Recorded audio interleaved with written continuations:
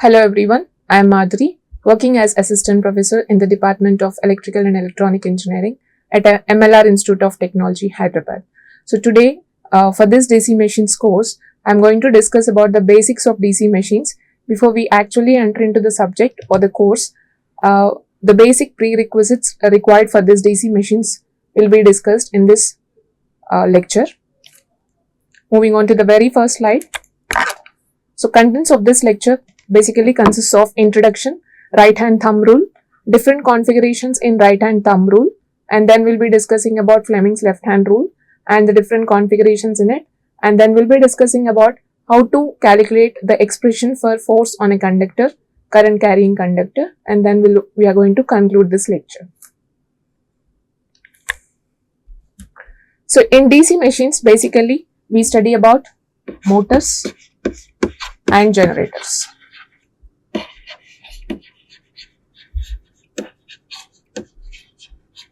Nothing but DC motors and DC generators. So DC motor is basically the input for DC motor is nothing but the electrical. So it converts electrical energy to mechanical energy.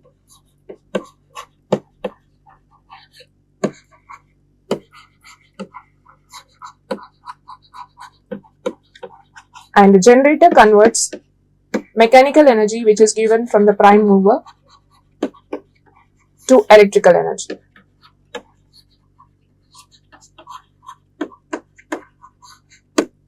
So in order to understand the operating principle of DC motor or DC generator, it is necessary for us first to understand about the current carrying conductor, how does it experiences force in the magnetic field, and whenever the supply is given to the current carrying conductors, how the EMF is induced and how the motor or generator rotates accordingly with the influence of this magnetic field and the rotation of the current carrying conductor.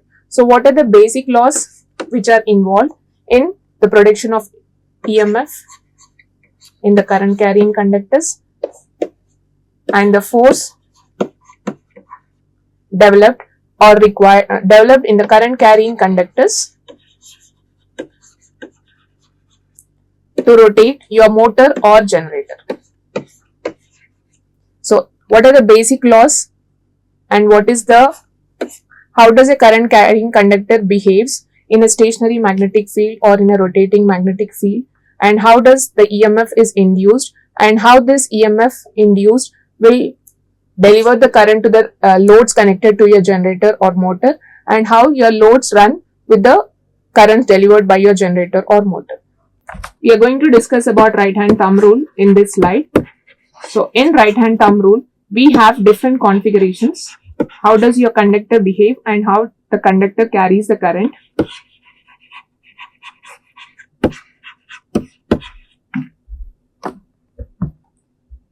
Case 1. Consider a conductor or consider two conductors. Consider in a conductor a current is flowing away from us. So we denote that current which is flowing away from us as cross mark, and consider a current in other conductor flowing towards us. So if in a conductor the current flows away from us, it is denoted by cross, and if in a conductor the current flows towards us, it is denoted by dot. So in this case, let us consider two conductors. So right hand thumb rule basically states that when we hold a conductor or a current carrying conductor in our hand, the thumb finger indicates the direction of current and the curled fingers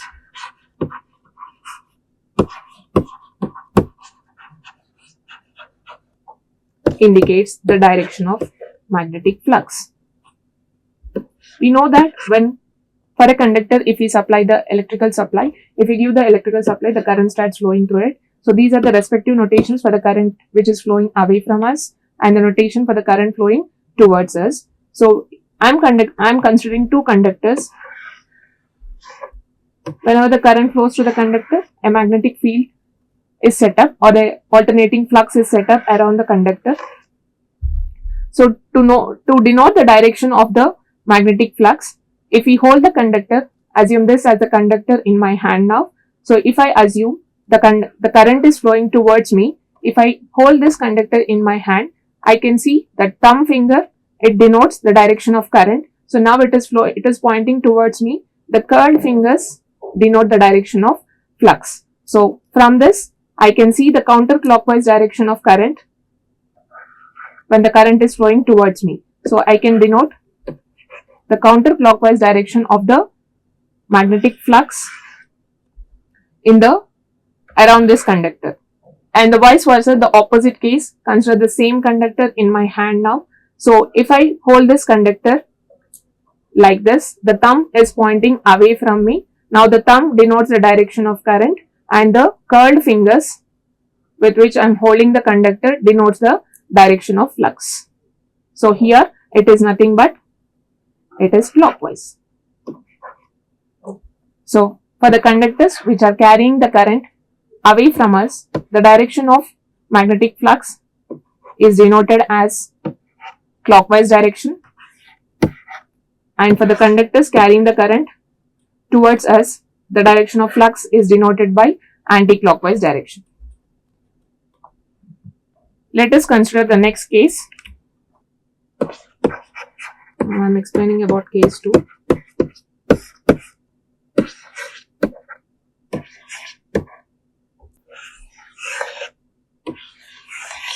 This is about the alternating flux which is set up around the conductor, and these are the directions of alternating flux which is set up around the conductor.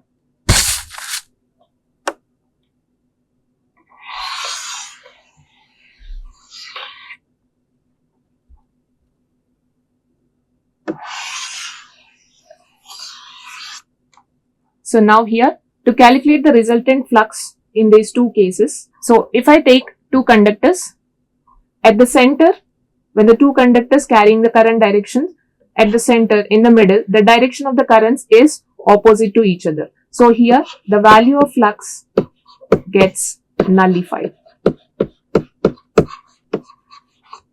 This is case 2, when two conductors are carrying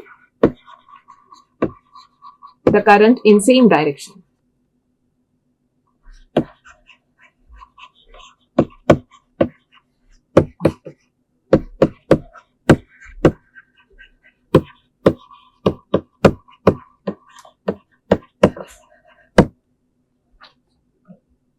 But at the ends we can see that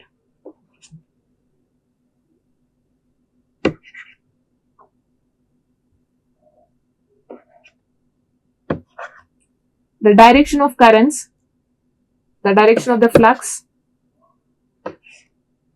on the outer area of the conductors, it is in same direction. So the resultant flux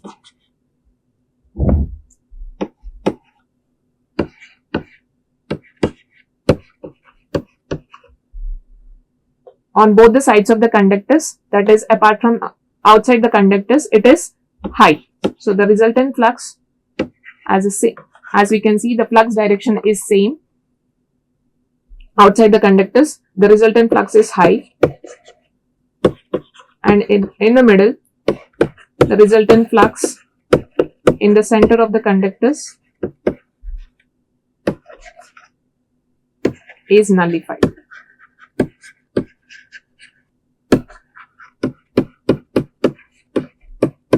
So for this particular case, we can show the resultant flux as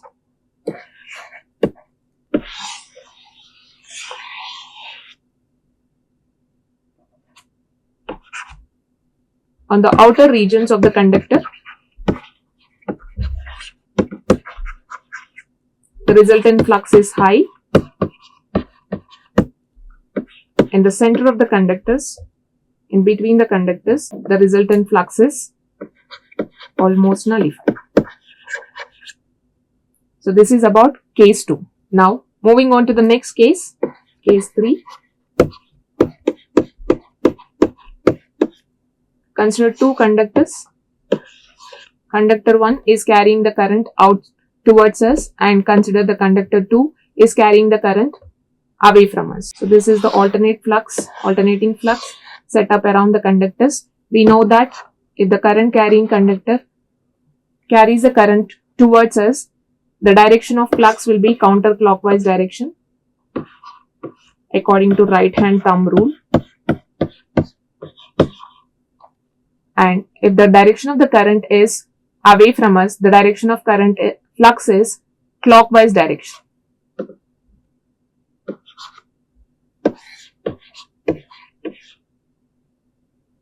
According to the same right hand thumb rule. So now if we consider the resultant flux in this case,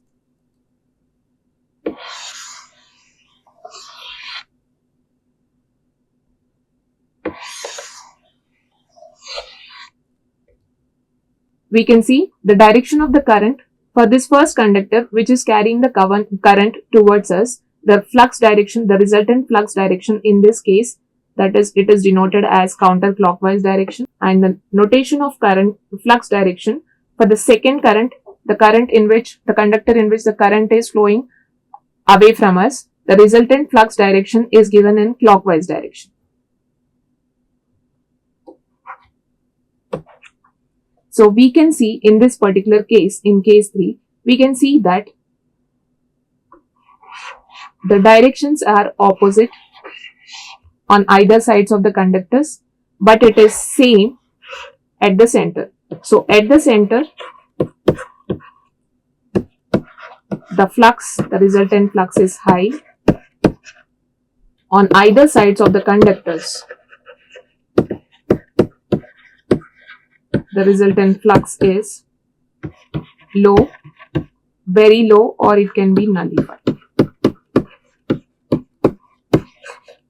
So this is about case 3. In case 3, if we assume in one particular conductor the current is flowing towards us, and in the second conductor the current is flowing away from us. So this red line indicates the setup of alternating magnetic flux around the conductors and the respective directions. We can see that for the current carrying conductor towards us, the direction of flux is counterclockwise direction, and for the conductor carrying the current away from us, the direction of the current is clockwise direction according to right hand thumb rule. So in this particular case, the resultant flux at the center is very much high, and the either sides of the conductors, the resultant flux is almost nullified.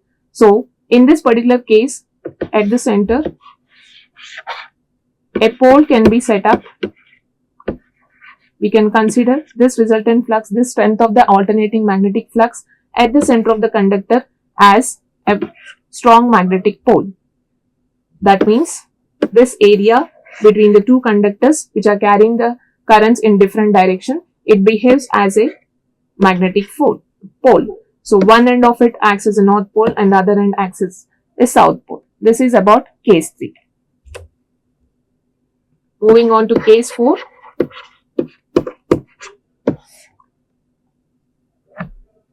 In this particular case, consider a solenoid upon which a wire is wound.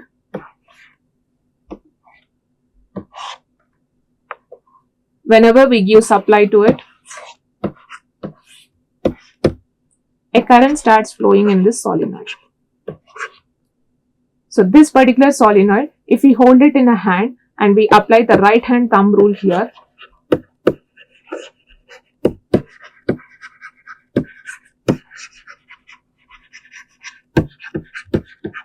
the direction of current is given, and this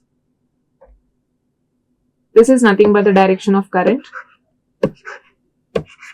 in the winding which is wound on the solenoid.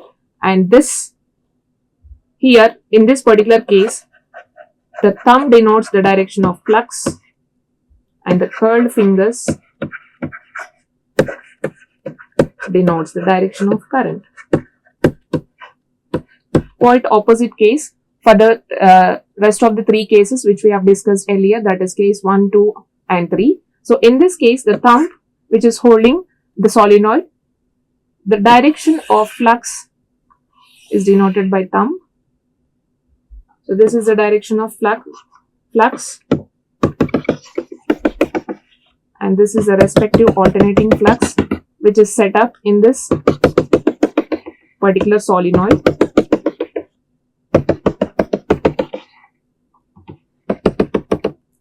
So this area acts as north pole and this area acts as south pole.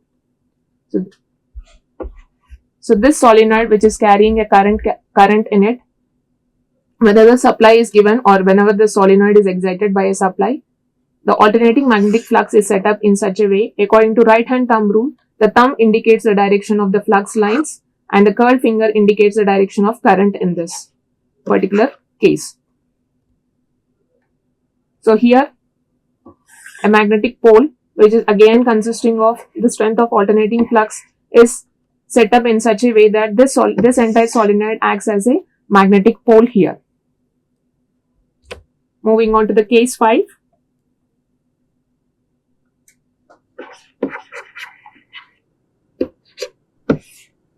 So in case 5, consider a magnet.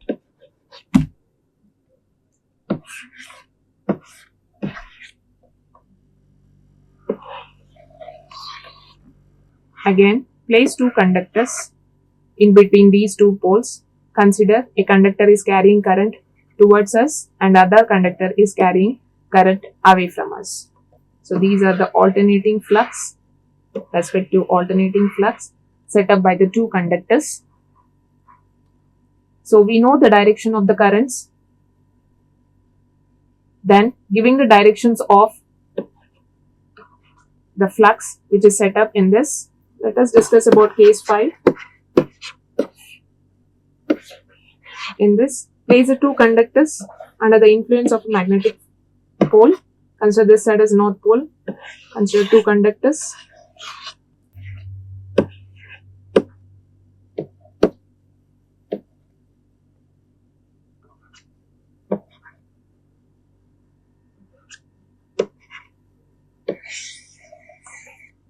So whenever you consider the two conductors which are placed under the influence of magnetic field, these are nothing but the magnetic flux lines flowing from the north pole to the south pole.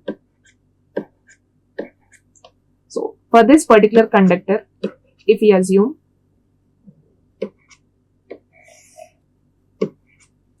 on this side, the direction of the current, direction of flux set up in this particular conductor and the magnetic flux lines which are flowing from north pole to south pole are same. Here the resultant flux is high. On the second side of this same conductor, the direction of flux lines are pointing downwards, but the direction of flux in that particular conductor is pointing upwards. So here the resultant flux is nullified.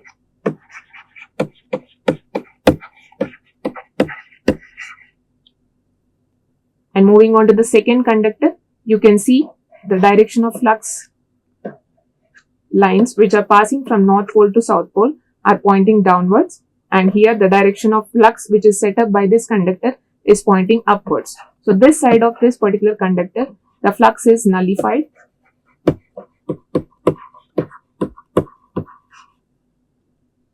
And in this particular side of the conductor, the resultant flux is again increased. If we redraw this again in the next slide,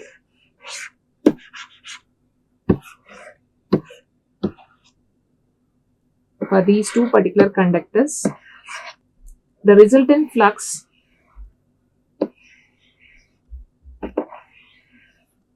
is in this direction.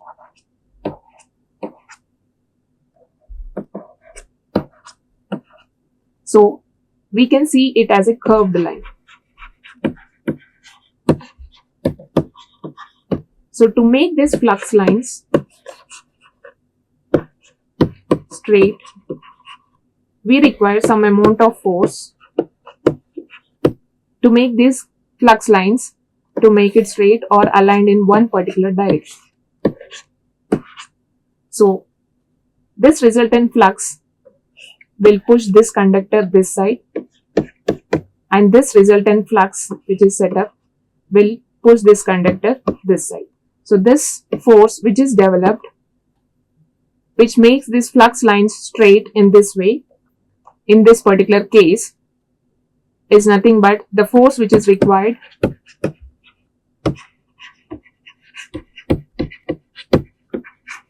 to rotate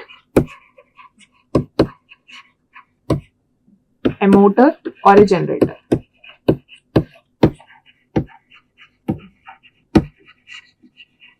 So we have come to this case. This case phi is the base for the direction of rotation of the armature conductors in either motor or generator. So in this particular case, we have seen that whenever the two conductors which are carrying the current in different directions are placed under the influence of a magnetic field, that is nothing but under the two poles, same as the structure of the motor or generator. In stator, we have electromagnets, and in rotor, we have armature conductors which are carrying current.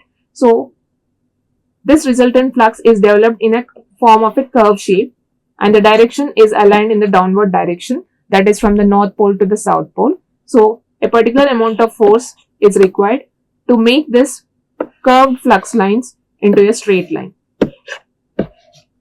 such that the rotation of the armature conductors in the rotor is smooth. So that force which is required to rotate your armature conductors is given by the next law, Fleming's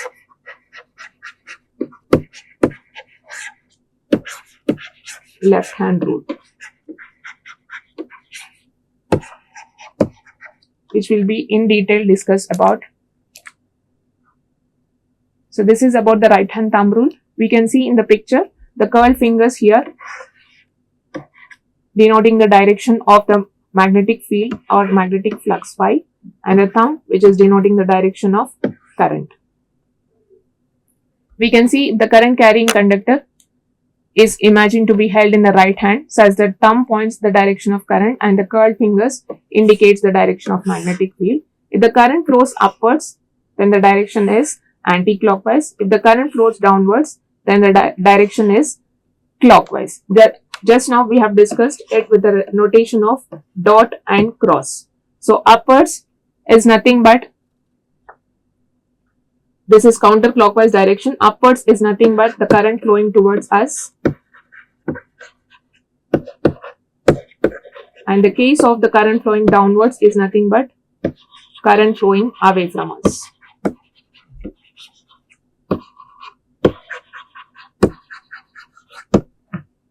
This is about right hand thumb rule, which gives a direction of current carrying conductors in both the motor and generator. So this is the first configuration which we have seen, the dot convention for this particular current flowing towards us.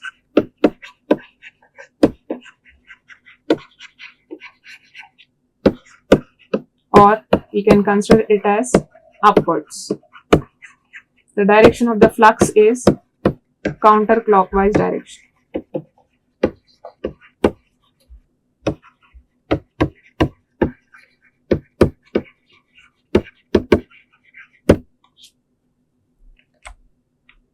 These are the other two configurations. When we hold the solenoid in our hand or a current carrying conductor in our hand, we can see the direction of thumb indicating the direction of current, and these curled fingers are indicating the direction of flux. As we have seen in case 5, the force on the current carrying conductor. If you see a straight current carrying conductor is placed in a magnetic field produced by the permanent magnet, when we have placed just now, under the influence of permanent magnets, we have placed two current carrying conductors which are carrying the current in different directions. So current flowing through a conductor in anti-clockwise direction. So we have considered this.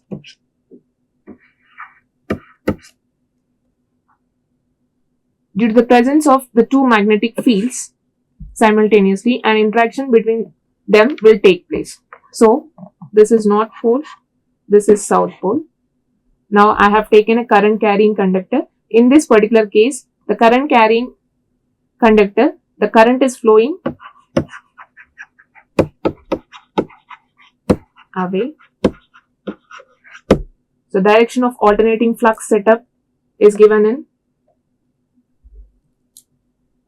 clockwise direction. If you can see the arrows. So this influence of magnetic field lines which are flowing from the north pole to south pole are flowing in this particular direction. So the flux lines are pointing downwards.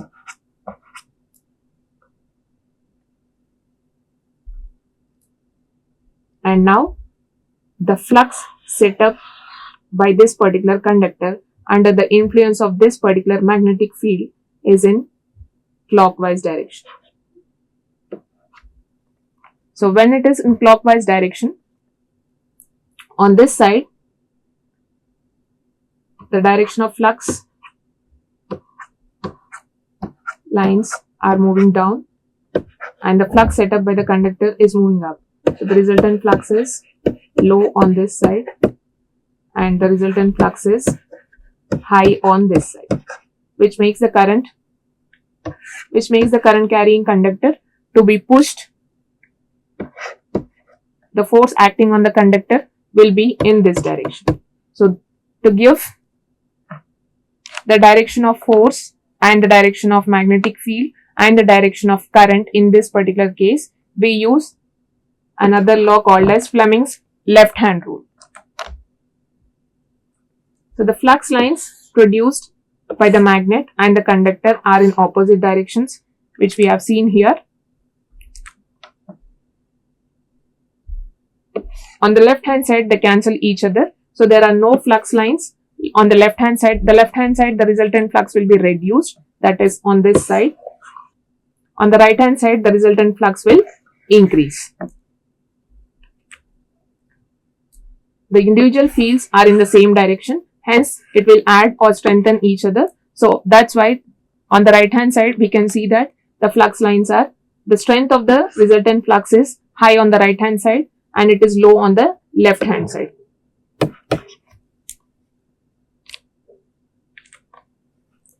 So now if we want to derive the expression for this force which is required to move the conductor in the direction of high amount of resultant flux, so the force experienced by the conductor is given by F is equals to BIL. B is nothing but the magnetic flux density, I is nothing but the current flowing through that particular conductor, and L is nothing but the effective length of the conductor.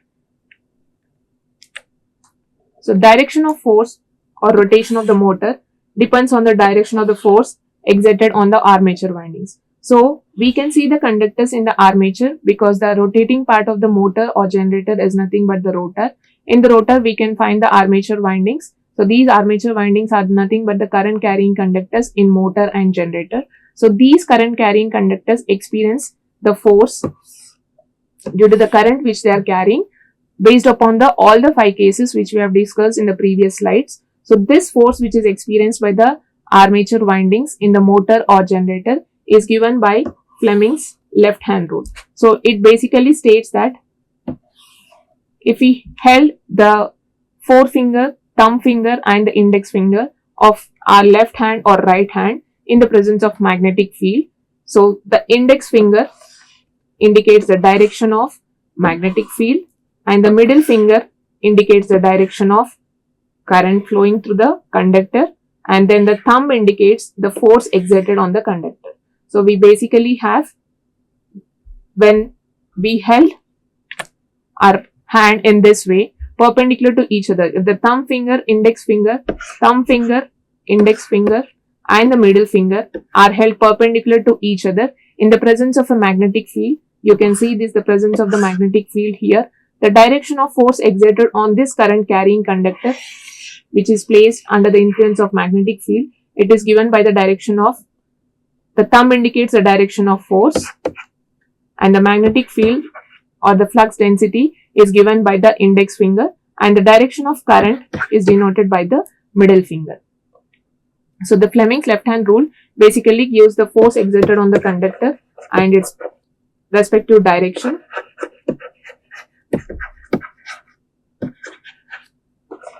Force exerted on the conductor is nothing but the force exerted on the armature windings in the rotor of your motor or generator, which is again responsible for the rotation of the motor or generator.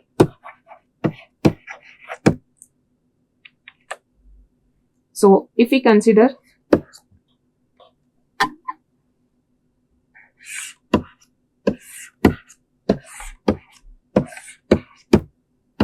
these are the magnetic flux lines. If I place a current carrying conductor in the presence of this magnetic field, so if I move this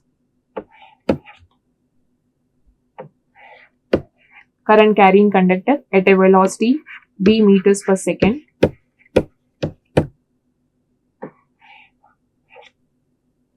if I consider theta as the angle between B and V, theta is the angle between B and V, then the expression for induced EMF is given as BLB sin theta. So this is the expression for induced EMF in motor and generator. B is nothing but the magnetic flux density, L is the effective length of the conductor, V is the velocity in meters per second with which the conductor is rotating under the influence of this magnetic field or the magnetic field of the flux density B, and theta is the angle between the magnetic flux density and the velocity with which the current carrying conductor is rotating in the magnetic field. So this particular EMF which is induced in this particular case due to the rotation of conductors in the stationary magnetic field is called as dynamically induced EMF. So this is the expression for dynamically induced EMF. Dynamically induced EMF is the EMF induced in the motor and generator. So whatever the EMF is induced in the motor and generator in the DC machines is nothing but dynamically induced EMF. Apart from this, we also have statically induced EMF.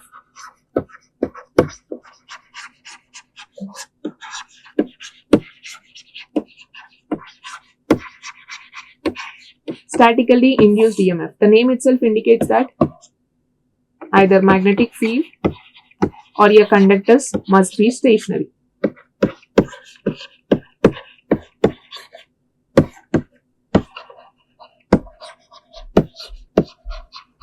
If I consider my conductors as stationary and they are placed in an alternating magnetic flux or magnetic field, then the induced EMF is nothing but the statically induced EMF. This particular statically induced EMF is seen in transformers. So we basically have two types of induced EMFs. One is statically induced EMF, which can be seen in transformers, and the other is dynamically induced EMF,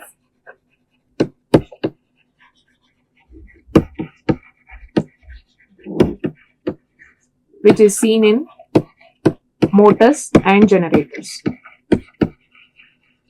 Whenever we derive the expressions for back EMF or generated EMF in generators or motors, it is nothing but the dynamically induced EMF. Now we have to derive the expression for force exerted on the conductors under the influence of magnetic field. So now consider a conductor which is under the influence of magnetic field.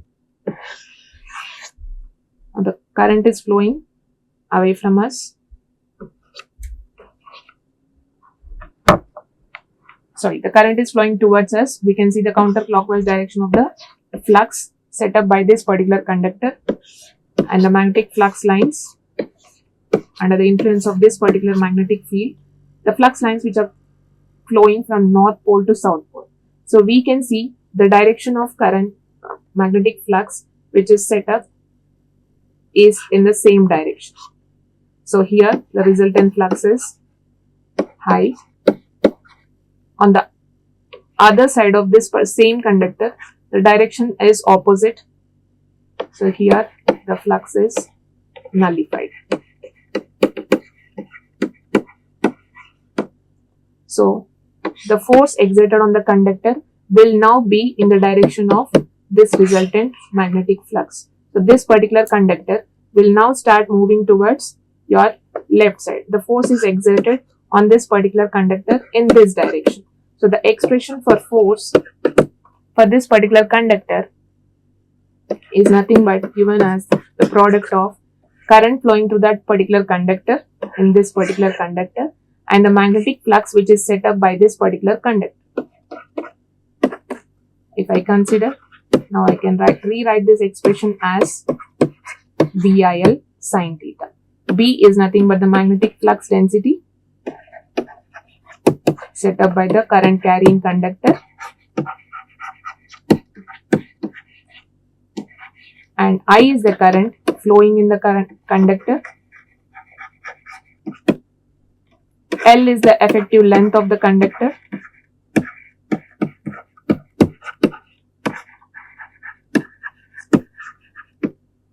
And theta is the angle between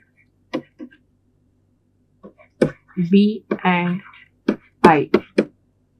So I can write the equation for force as product of two vectors, that is B and I.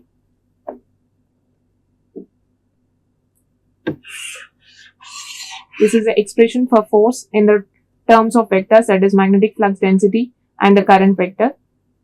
This is one more expression for the force exerted on the conductor, that is nothing but F is equals to BIL sin theta. B is the magnetic flux density, I is the current flowing through that particular conductor, and L is the effective length of the conductor, and theta is the angle between the current flowing through the conductor and the flux, which is flux density of that particular conductor, which is set up under the influence of this strong magnetic field from these respective poles.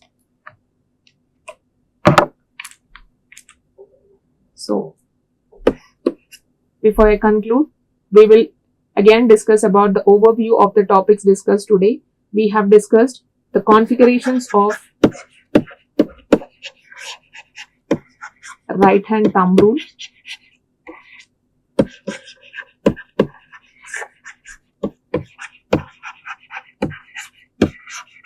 this right hand thumb rule is mainly used to denote the direction of current and flux in the conductor.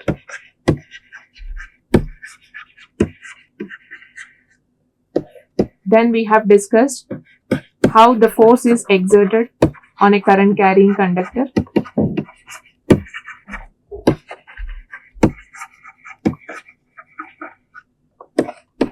And we have used Fleming's left hand rule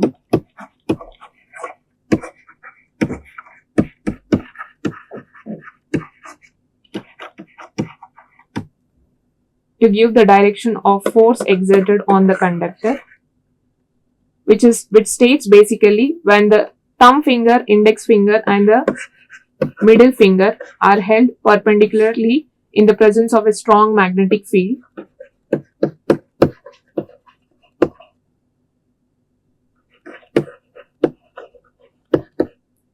thumb indicates the direction of magnetic field, middle finger indicates the direction of current, and the index finger indicates the direction of force exerted on the current carrying conductors in either motor or generator.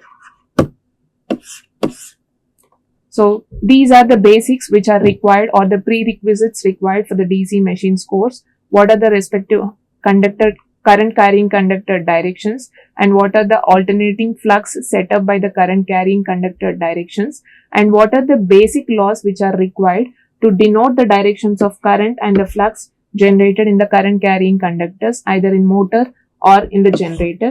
And then we have discussed how the force is exerted on the current carrying conductors, and this force, how is it responsible for rotating the motor and generator by using the Fleming's left hand rule, is what we discussed in this lecture. Thank you.